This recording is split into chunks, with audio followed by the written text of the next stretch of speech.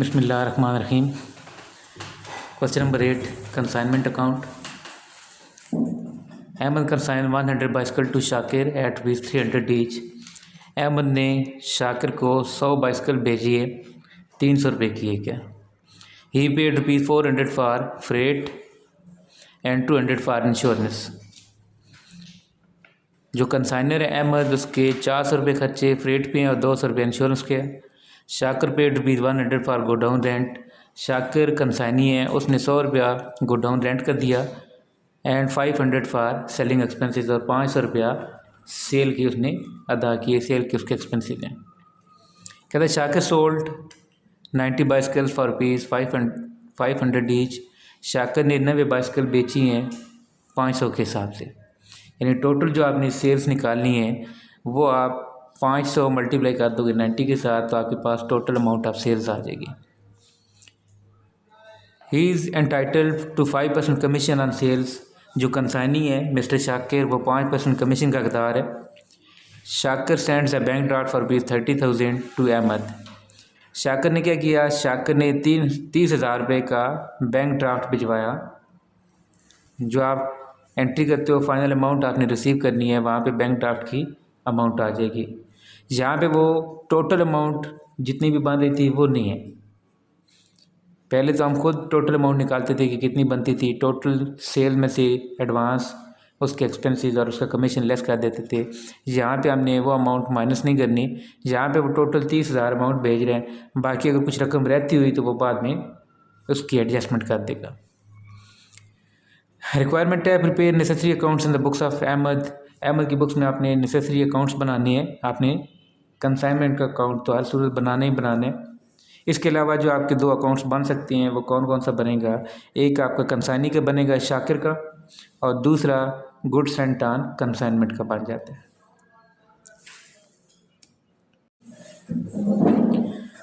जी, तो आपके पास first entry होती है चीज़ें भिजवाने की।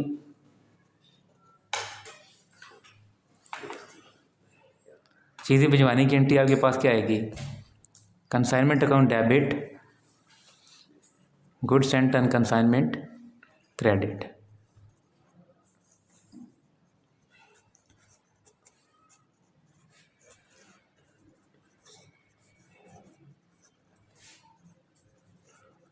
कितनी चीज़ें भिजवा रहे हो आप,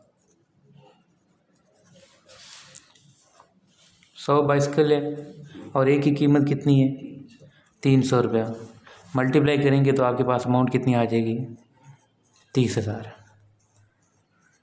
नरेशन आप कर देंगे good Saint on consignment.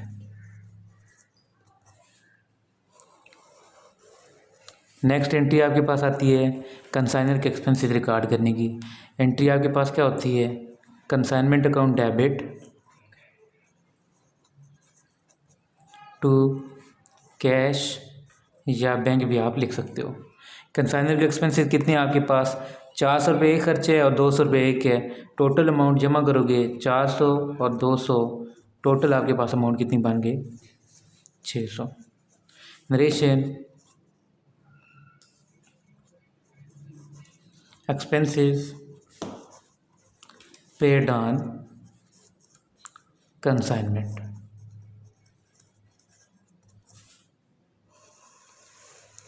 Third entry आपके पास होती है एडवांस रिसीविंग की।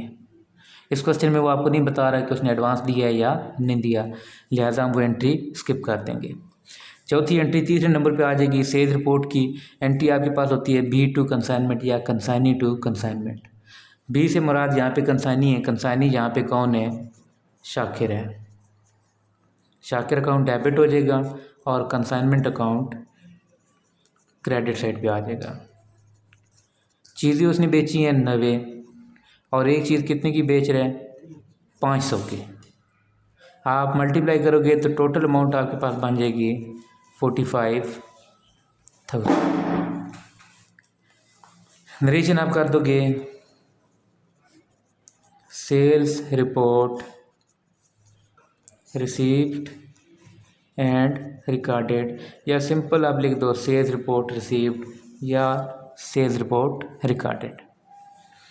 नेक्स्ट एंट्री कंसाइनी के एक्सपेंसेस की आपने रिकॉर्ड करनी है। एंट्री आपके पास क्या होगी, consignment to B, consignment debit पे आएगा और बी से मुराद यहाँ पे कंसाइनी शाकिर है, वो हम लिख देंगे। कंसाइनी के एक्सपेंसेस कितने हैं, कंसाइनी के एक्सपेंसेस 500 रुपया, 500 रुपया आपका सेलिंग एक्सपेंस है और 100 रुपया आपके पास गोडाउन रेंट है। तो दोनों आप ऐड कर दोगे 500 और 100 रुपया, तो ये आपके पास टोटल अमाउंट कितनी बन गई, 600 रुपया। नरेशन आप कर देंगे एक्सपेंसेस ऑफ शाकिर या expenses of consignee recorded. Next entry consignee की कमीशन की, सेम एंट्री आपकी रिपीट हो जाएगी, अमाउंट चेंज होगी, consignment account debit to consignee, कौन है, शाकिर, उसने कितना कमीशन दिया, वो 5% कमीशन का हकदार है। टोटल सेल्स हैं 45,000, उसका 5% आप निकालोगे तो ये अमाउंट आपके पास बन जाती है 2,250। नरेशन आप कर दोगे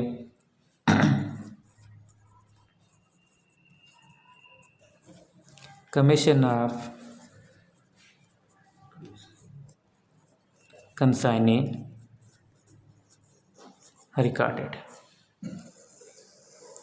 नेक्स्ट एंट्री आपके पास अनसोल्ड स्टॉक की होगी, चूँकि 100 चीज़ें आपने भिजवाई थी, 90 चीज़ें कंसाइनी ने बेच दी, 10 चीज़ें आपके पास अनसोल्ड हैं, उसकी वैल्यूएशन आपने करनी है जी। नेक्स्ट एंट्री आपके पास अनसोल्ड स्टॉक की आ जाएगी। अनसोल्ड स्टॉक आप एंट्री कर दें, एंट्री आपके पास होती है unsold stock debit to consignment account credit. Narration आप कर दोगे वैल्यू ऑफ अनसोल्ड स्टॉक। अब इसकी अमाउंट आपने कहाँ से लिखनी है, अमाउंट कितनी आएगी, इसके लिए हम अलग से कैलकुलेशन कर लेंगे। फिलहाल एंट्री कर दी है, अमाउंट छोड़ दी है, अमाउंट कैलकुलेट कर लेते हैं। नेक्स्ट एंट्री आपके पास होती है प्रॉफिट या लॉस की। फिलहाल आपके पास प्रॉफिट या लॉस नहीं है, उस एंट्री की हमने जगह छोड़ दी, उसके लिए हम कंसाइनमेंट का लेजर बनाएंगे, वहाँ से हमें पता चलेगा कि हमें इस कंसाइनमेंट पे प्रॉफिट हो रहा है या लॉस हो रहा है।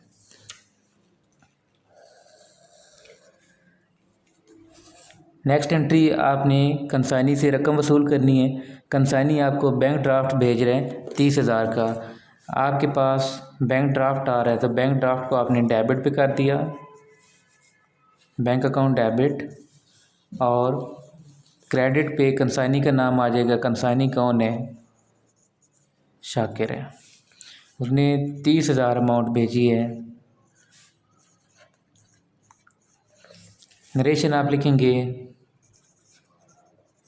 बैंक ड्राफ्ट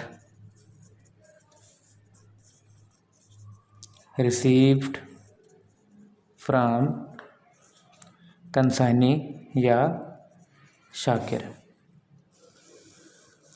और लास्ट एंट्री आपके पास आ जाएगी, गुड्स को आपने ट्रांसफ़र कर देना है ट्रेडिंग अकाउंट में। एंट्री आपके पास आती है goods sent on consignment debit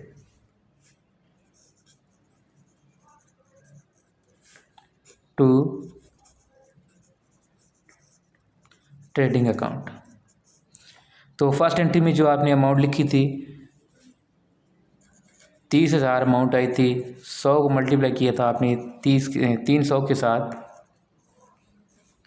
तो 30,000 अमाउंट आई थी गुड्स जो आपने भिजवाई थी उनकी वैल्यू। इधर आप नरेशन कर दोगे goods sent on consignment transfer to trading account. यहाँ पे आपके पास जनरल एंट्रीज मुकम्मल हो गई। अब आपने फर्स्ट अनसोल्ड स्टॉक की वैल्यूएशन करनी है और उसके बाद कंसाइनमेंट का अकाउंट बना के प्रॉफिट या लॉस फाइंड करने हैं। तो वर्किंग नोट में हम अनसोल्ड स्टॉक की वैल्यू निकाल लेते हैं। Value of unsold stock. तो अनसोल्ड स्टॉक की कैलकुलेशन में आपको 3 चीज़ें लिखनी होती हैं। एक, जो आपने चीज़ें भिजवाई थी उनमें से जितनी चीज़ें बची हुई हैं उसकी अमाउंट आपने लिखनी है।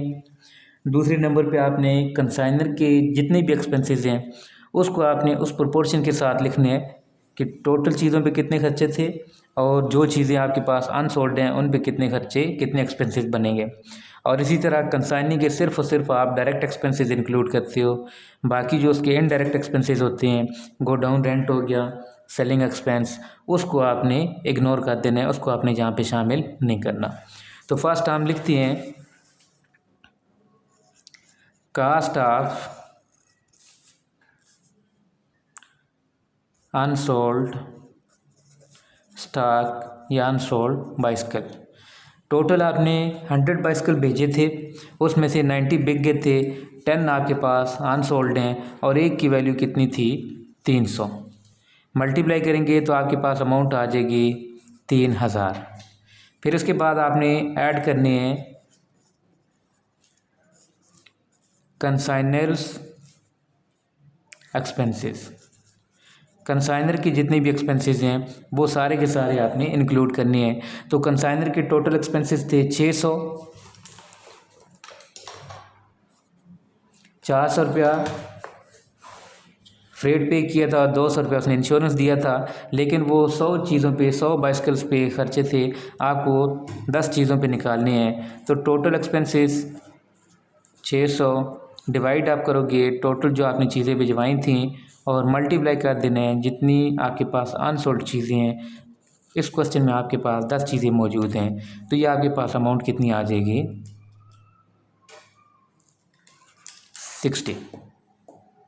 ठीक हो गया। इसके बाद कंसाइनी के सिर्फ और सिर्फ आपने डायरेक्ट एक्सपेंस शामिल करने हैं। लेकिन यहाँ पे कंसाइनी के एक्सपेंसेस वो कौन कौन से बता रहे हैं? कंसाइनी के एक्सपेंसेस वो बता रहे हैं कि 100 रुपया उसने गोडाउन रेंट दिया और 500 रुपया उसने सेलिंग एक्सपेंस दिए। कंसाइनी का इन 2 खर्चों में कोई भी डायरेक्ट एक्सपेंस नहीं है। ठीक है, अगर होता तो वो भी हम शामिल करते। Only direct expenses of consignee. इस क्वेश्चन में डायरेक्ट एक्सपेंस नहीं है, जो 2 गिवन है वो इनडायरेक्ट हैं, वो शामिल नहीं किए। तो यहाँ पे हम 0 पुट कर देंगे। तो आपके पास टोटल जो वैल्यू बनेंगी 3060 रुपये अनसोल्ड स्टॉक की वैल्यू आ गई।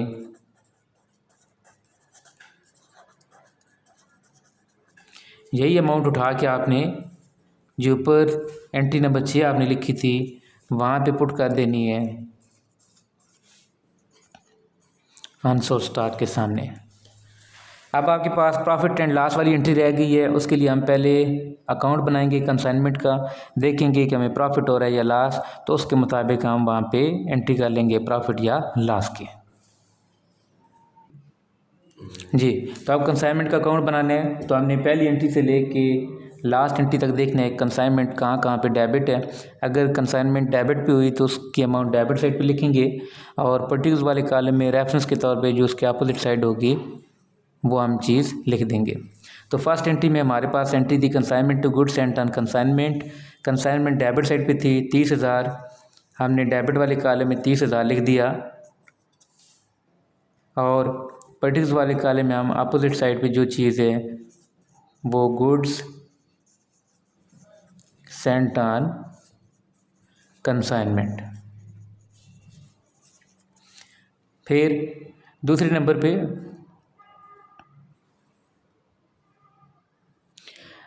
पे consignment to cash. Consignment again debit है 600 रुपया, इधर आपने हवाले के तौर पे कैश लिख दिया।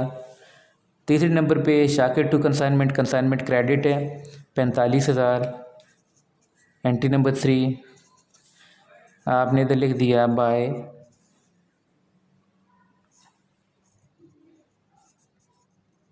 शाकिर। इसके बाद चौथी एंट्री में कंसाइनमेंट डेबिट है 600 रुपया, आपने लिखा टू शाकिर। एंट्री नंबर 4 थी। पांचवी एंट्री में consignment to Shakir, again consignment debit है 2250 के साथ टू शाकिर आ गया।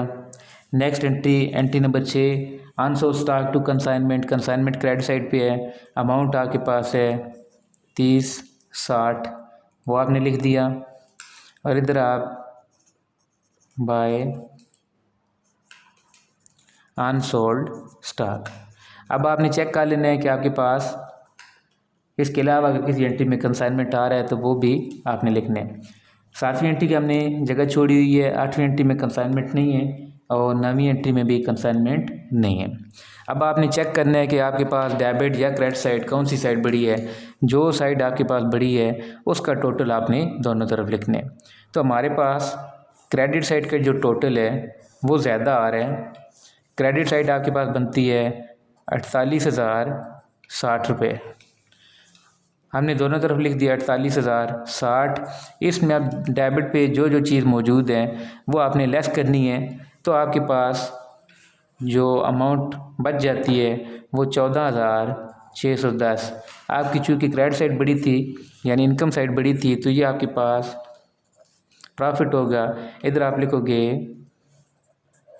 Profit and loss carry down और यही अपोजिट साइड पे जाके profit and loss brought down बन जाएगा 14,610।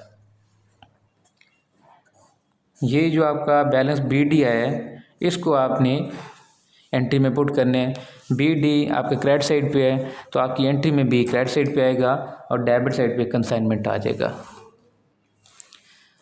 यहाँ पे हम एंट्री बना लेते हैं। Profit and loss brought down credit side पे था, इधर भी हमने क्रेडिट साइड पे लिख दिया और डेबिट साइड पे आपके पास कंसाइनमेंट आ जाएगा। अमाउंट आपके पास जो आपने अमाउंट निकाली है 14,610। नरेशन आप करोगे प्रॉफिट ऑन कंसाइनमेंट। तो यहाँ पे आपके पास क्वेश्चन नंबर 8 मुकम्मल हो गया।